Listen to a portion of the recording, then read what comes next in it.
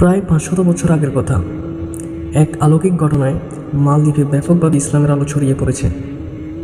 লোকজন দলে দলে ইসলামের দিকে দীক্ষিত হলো। প্রখ্যাত মুসলিম পর্যটক আল্লামা ইবনে বতুতা রহমতুল্লাহ আলাইহি ছিলেন একজন বড় মাপের ইতিহাসবিদ। তিনি সমগ্র দুনিয়া ভ্রমণ করেছিলেন।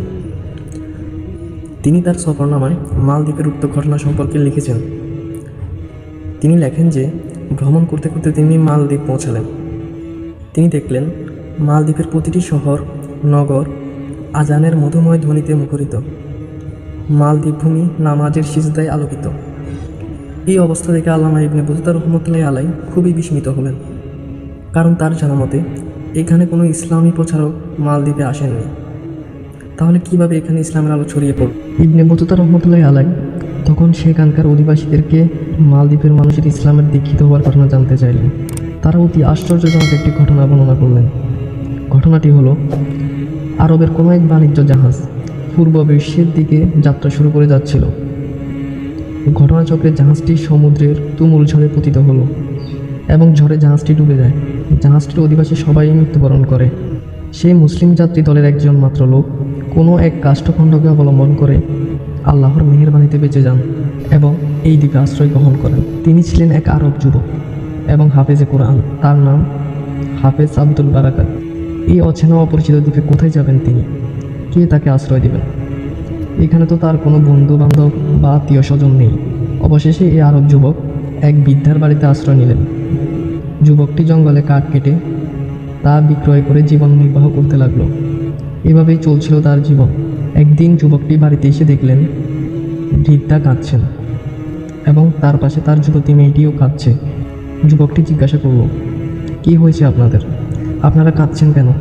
বৃদ্ধা বললেন, আজ আমার মেয়ে মারা যাবে। যুবকটি বললেন, কেন? তিনি মারা যাবেন কেন? তিনি তো সুস্থ। বৃদ্ধা আঙ্গুল দ্বারা ইশারা করে বললেন, এই যে দেখুন, মৃত্যু আমাদের সামনে। যুবক বাড়ির সামনে তাকিয়ে দেখলেন রাজার সৈন্যরা দাঁড়িয়ে আছে। যুবক বললেন, তারা কি আপনার মেয়েকে হত্যা করবে? বৃদ্ধা বললেন, না, ব্যাপারটি তা নয়। রাজার এই সৈন্যরা আমার মেয়েকে নিয়ে যাওয়ার জন্য এসেছে। কেননা আমাদের এই দ্বীপে প্রতি বৎসর একটি নির্দিষ্ট তারিখে এক সামুদ্রিক বিপদের উদ্ভব হয়, যার থেকে রক্ষা পাওয়ার পদ্ধতি হলো আমাদের দ্বীপবাসীদের পক্ষ থেকে এক যুবতী মেয়েকে ওই দিন সূর্য ডোবার পূর্বে সমুদ্রের উপকূলে একটি মন্দিরে রেখে আসতে হয়। পরের দিন সকালে সরকারি লোকজন সমুদ্রের কিনারা থেকে ওই মেয়েকে মৃত অবস্থায় উদ্ধার করে নিয়ে আসে। প্রতিবারই লটারির মাধ্যমে নিরূপণ করা হয় কোন মেয়েকে পাঠানো হবে। এবার লটারির মাধ্যমে আমার মেয়ের নাম এসেছে, তাই আজ রাতে তাকে সমুদ্রের উপকূলে পাঠাতে হবে। সেখানে তার মৃত্যু অনিবার্য। যুবক বৃদ্ধার মুখে এই বেদনাদায়ক ঘটনা শুনে বললেন, আজ আপনাদের মেয়েকে সেখানে পাঠাবেন না। আজ রাতে আমি সেখানে যাব, দেখি সেখানে কি হয়। প্রয়োজনে আপনার মেয়ের পরিবর্তে আমার জান নিয়ে যাবে। এরপর যুবক বললেন, রাজার সৈন্যরা যাতে বুঝতে না পারে, তাই আপনার মেয়ের পোশাক আমাকে পরিয়ে দিন, আমি আজকে সেখানে যাব। উল্লেখ্য যে যুবকের বয়স ছিল খুবই কম। তার দাড়ি ঘোপ কিছুই গজায়নি, কাজেই নির্ভেসে তার ধরা পড়ার আশঙ্কা ছিল না। বৃদ্ধা যুবকটিকে নির্ঘাত মৃত্যুর দুয়ারে ঠেলে দিতে রাজি হচ্ছিলেন না, কিন্তু যুবকটি বুঝালেন যে তিনি মুসলমান। মুসলমানগণ আল্লাহ ছাড়া কাউকে ভয় করেন না, আর জীবন এবং মৃত্যু একমাত্র মহান আল্লাহরই হাতে। আল্লাহর হুকুম না হলে কেউ তাকে মারতে পারবে না। তাছাড়া তিনি একজন হাফেজ, তাই তার বিশ্বাস কোরআন শরীফের বরকতে মহান আল্লাহ তাআলা তাকে রক্ষা করবেন। এইভাবে যুবকটি বৃদ্ধাকে নানাভাবে বুঝালেন। শেষ পর্যন্ত যুবকটির অত্যাধিক পীড়াপিড়িতে বৃদ্ধা রাজি হলেন। যুবকটিকে মেয়ের পোশাক পরিয়ে দেয়া হলো। অতঃপর রাজার সৈন্যরা তাকে সমুদ্রের উপকূলে সেই মন্দিরে নিয়ে গেল। তারা তাকে সেখানে রেখে চলে এলো। যুবক সেখানে উত্তম রূপে উজু করে ইশারের নামাজ আদায় করলেন। তারপর খোলা তলোয়ার সামনে রেখে সমুদ্রের ঢেউ দেখতে লাগলেন এবং পবিত্র কোরআন তেলাওয়াত করতে লাগলেন। রাত গভীর হতে লাগলো। চারিদিকে নিস্তব্ধতায় ছেয়ে গেল। শুধুমাত্র 3টি প্রাণ এখনো জেগে রয়েছে, যাদের চোখে নিদ্রার সুখ বিদরিত হয়ে গিয়েছে। তাদের একজন হলো আরব যুবক, যার চোখ ছিল পানির সমুদ্রের দিকে আর বুকে ছিল ইমানের বল। আরেকজন জাগ্রত ছিল, সে হলো গরিব বৃদ্ধা মহিলা। উদার দিল আরব যুবকের চিন্তায় বৃদ্ধা ছিল অস্থির। তার মেয়েকে রক্ষা করার জন্য যুবক নিজের প্রাণকে বিপন্ন করে দিতে চাচ্ছে। তৃতীয় যে প্রাণটি জেগে রইল, সে হলো বৃদ্ধার সেই যুবতী কন্যা। আরব যুবকের চিন্তায় সে অনবরত কেঁদেই যাচ্ছিল। হাফেজে কোরআন যুবকটি অন্ধকার রাতের এই নিখর পরিবেশে সমুদ্রের কিনারস্থ সেই ভয়ঙ্কর মন্দিরে বসে অত্যন্ত হৃদয়স্পর্শী সুরে কোরআন তেলাওয়াত করতে লাগলেন। এই মুহূর্তে সকল অপশক্তির মোকাবেলায় কোরআনই যে তার একমাত্র হাতিয়ার। হঠাৎ করে সমুদ্রের দিগন্ত থেকে বিশাল আকৃতির এবং ভয়ঙ্কর দৈত্যের উদয় হলো। দৈত্যটি ধীরে ধীরে সমুদ্রের কিনারে আসতে লাগলো। মন্দিরের কাছাকাছি এসে দৈত্যটি থেমে গেল। যুবক কোরআন তেলাওয়াত করেই যাচ্ছিল। কোরআন তেলাওয়াতের কারণে দৈত্যটি সামনে অগ্রসর হতে পারছিল না। অবশেষে হার মানল ভয়ঙ্কর দৈত্যটি। সামান্য সময় অবস্থান করে যে পথে এসেছিল আবার সেই পথেই সমুদ্রে ফিরে গেল।